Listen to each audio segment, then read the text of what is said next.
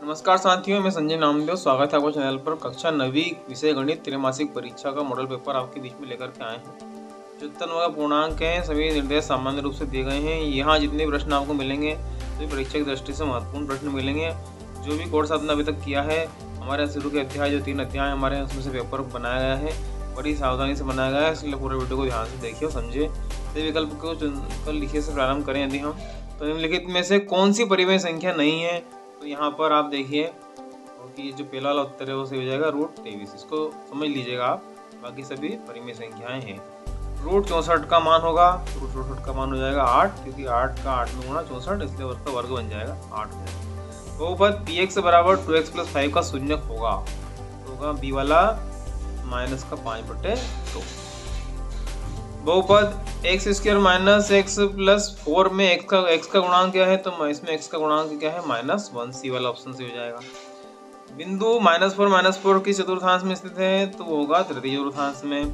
मूल बिंदु के निर्देशांक होंगे 0 0। तृतीय स्थान की पूर्ति कीजिए। सबसे छोटी प्राकृत संख्या 1, 3 करनी 5 का करनी घात 5 है और करनी घात क्या है, तो 2 है। ठीक है। इसी प्रकार रेखीय बहुपद में चर की अधिकतम घात होती है 1 होती है। लस गुणित मस बराबर बहुपदों का गुणनफल, मतलब पहला गुणनखंड गुणित दूसरा गुणनखंड। इसी प्रकार बिंदु 7 ऋण 6 में कोटि का मान क्या होगा, तो -6, मतलब भुज क्या है 7 है। दोनों अक्षों के घटांक बिंदु को कहते हैं, तो उससे कहते हैं मूल बिंदु, जहाँ दोनों अक्ष एक दूसरे को प्रतिच्छेद करती है। सही जोड़ी के डायरेक्ट उत्तर आपको दिख रहे हैं। x - y x + y, तो ये x² - y²। बहुपद x + 1 का शून्यक -1। शून्य बहुपद की घात जो है परिभाषित नहीं।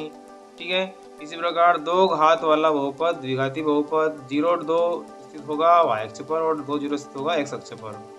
ठीक है। x अक्ष पर y का मान 0, y अक्ष पे x का मान 0 है ना। सत्य और असत्य की बात करें तो प्रत्येक पूर्ण संख्या एक पूर्णांक होती है, ये सत्य है। एक परिमेय एवं एक अपरिमेय संख्या का योग एक अपरिमेय होता है, ये सत्य हो जाएगा।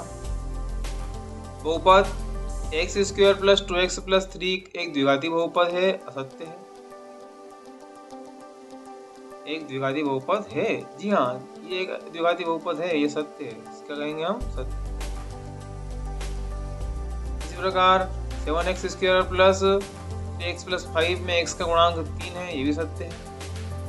x बराबर 0 x अक्ष का समीकरण है, ये असत्य है। ठीक है, ये सत्य। बिंदु 0 3 तृतीय चतुर्थांश में स्थित है, ये भी असत्य है। तृतीय चतुर्थांश में क्या होता है, माइनस क्या होते हैं दोनों मान। एक शब्द और एक वाक्य में उत्तर दीजिए। 1/7 का दशमलव निरूपण क्या होगा, 0.142 होगा। √3 का मान 1.732। एक द्विघाती बहुपद का उदाहरण, तो x² + x + 4। 100 घात वाले एक पदी बहुपद का उदाहरण, तो 100 घात वाले का है 2x जो है उसकी पावर 100 है, ये ना। बिंदु 3 4 का भुज, तो 3 4 का भुज आएगा 3, ठीक है ना। इसी प्रकार बिंदु 5 7 की कोटि, तो कोटि हो जाएगी 7। अब 6 नंबर का जो प्रश्न है, यहाँ से 2 नंबर प्रश्न हो रहे हैं जिनको हमने आपको हल करके दिखा, लेकिन आप प्रश्न को यहाँ पे देख करके अपनी कॉपी में हल कर लेंगे, क्योंकि आपको पूरा करवा दिए गए हैं।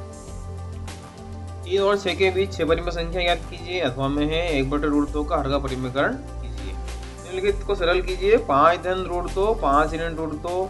इसी प्रकार अथवा में 5 धन √2 की होल घात, तो आपको अथवा सहित कोई हल करना है प्रैक्टिस के लिए, तो महत्वपूर्ण प्रश्न है। सरल कीजिए। 125 की घात 1/3 हो, 16 की घात 3/4 हो, है ना। इस तरह से इसको देखें जल्दी हल करके, तो 5 × 5 × 5 लिख सकते हैं। जोड़ा बन जाएगा 3 का और इसमें से 5 आ जाएगा बाहर, तो इसको हो जाएगा 5। इसी प्रकार अथवा का सवाल भी आप कर सकते हैं। 1/3 2/3 के बीच 2 परिमेय संख्या ज्ञात कीजिए, अथवा 5/7 और 6/7 के बीच 2 परिमेय संख्या ज्ञात कीजिए। अथवा का सवाल दोनों परिमेय संख्या ज्ञात करने के लिए संख्या रेखा पर निरूपित करना है। √2 को और 3/4 में से किसी एक को कर दीजिए। निम्न बहुपद का शून्य ज्ञात कीजिए, तो px बराबर -4 है और 2x - 7 = -7 यहाँ पे है। आपको px के मान है, तो इसको हम 0 के बराबर रख के करेंगे, तो x का यहाँ से आ जाएगा, x का शून्य का जाएगा 4। इसी प्रकार 2x = 7 लिख करके x = क्या हो जाएगा, x = हो जाएगा 7/2, x शून्य की हो जाएगा। इस तरह से उसको हल कर सकते हैं। निम्न का सूत्र विधि से मान ज्ञात करना है, तो सूत्र विधि से मान ज्ञात करने के लिए 97 को लिखेंगे हम 100 - 3 और इंटू में इसको लिखेंगे 100 प्लस 3, तो a माइनस बी और a प्लस बी का फॉर्मूला अप्लाई कर देंगे, हो जाएगा। अथवा सवाल भी देख सकते हैं, 105 गुणे 102 है तो 100 धन 5 और 100 धन 2। जांच कीजिए कि दो बहुपद x प्लस 2 के शून्य है या नहीं, मतलब जो 2 है वो बहुपद का शून्य है या नहीं। तो आपको दिख ही रहा है x प्लस 2 को तो 0 रखेंगे तो x माइनस 2 आएगा, मतलब x का उत्तर आएगा -2, 2 नहीं आएगा मतलब शून्य नहीं है। तो आपको लिख करके प्रसार बताना है। इसी प्रकार x प्लस 2 का वर्ग प्रसार कीजिए, सूत्र है अपने को सूत्र लिख देना, x square plus Y square plus 2xy है ना। निम्न में क्या है, गुणनफल ज्ञात करना है, गुणा करना है, समीकरण कोष्ठक हल करना है, अथवा में दोनों सवाल में से किसी एक को कर देना है। प्रैक्टिस के लिए अच्छा पेपर है, आप बहुत ध्यान से पूरे वीडियो को देखें। बिंदु 5.3 में भुज और कोटि लिखिए, तो भुज तो 5 और कोटि क्या है 3। इसी प्रकार 5.4 के x अक्ष और y अक्ष के निर्देशांक मतलब वही भुज कोटि है, तो 5 और 4 हो जाएगा। यहाँ पे दोनों सेम क्वेश्चन है। चतुर्थांश किसे कहते हैं, परिभाषा लिख दीजिए। चतुर्थांश कितने होते हैं, 4 होते हैं। प्रत्येक उदाहरण लिख दीजिए। भुज और कोटि से क्या तात्पर्य है बता दीजिए। भुज x अक्ष होती है, कोटि y अक्ष होती है ना। इसी प्रकार मूल बिंदु को दर्शाते हुए ग्राफ बनाइए, तो ग्राफ पेपर में मूल बिंदु को दर्शा दीजिए, ग्राफ बना दीजिए, x अक्ष बना दीजिए, y अक्ष बना दीजिए। इस तरह से 18वां सवाल है, हर का परिमाण करना है, तो हल का जो परिमीकरण करना उसमें क्या हुआ, यहाँ पे एक लाइन मान लेते हैं, लाइन नहीं है ये लाइन है। हर का परिमीकरण करने का तो तरीका है √7 धन √6 और बटे में बीच का चिन्ह बदल के परिमीकरण हो जाएगा और कोष्टक के अंदर जो है इनका गुणा हो जाएगा, हल हो जाएगा सवाल इस तरह से। अथवा में भी इसी प्रकार है, 1 के बटे में √2 है, इस तरह से परिमीकरण कर लेंगे। 19वें सवाल में निम्नलिखित बिंदु कौन से चतुर्थांश में है, तो आपको बता देना है कौन से में है ना। 50 अब चतुर्थांश नहीं है तो ये 50 क्या है, तो ये x अक्ष है ना, ये y अक्ष है, ये आपका फर्स्ट चतुर्थांश है। इसी प्रकार से लास्ट वाला कौन सा है, ये आप बताइए कमेंट बॉक्स में लिख करके। इसी प्रकार अथवा का सवाल हो जाएगा। निम्नलिखित बिंदु को ग्राफ पेपर पर दर्शाना है। ये बिंदु हमारे जो है इनको ग्राफ पेपर के ऊपर हमको प्रदर्शित करना है, तो इसे ग्राफ बना दीजिएगा, ठीक है। माइनस ये यहाँ पे आपका आप जानते हैं प्लस प्लस, ठीक है। फिर ये x दूसरे वाले में माइनस प्लस, तीसरे वाले में माइनस माइनस और चौथे में प्लस माइनस होता है। अब आप देखिए कि यहाँ माइनस प्लस है, तो ये हमारा कौन सा है, दूसरा वाला है। 3 - 1 है, 3 - 1 है, तो ये हमारा कौन सा हो जाएगा, ये जाएगा चौथा वाला। -10 मतलब x अक्ष की ऋण दिशा है यहाँ, तो ये x अक्ष की ऋण दिशा हो जाएगी।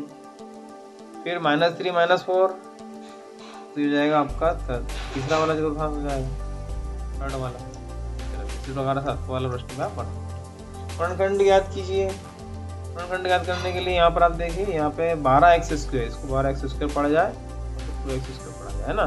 12x² -7x + 1 है और 2x² + 7x + 3 है, तो इसको आप वर्णखंड विधि से हल करके ज्ञात कर देंगे।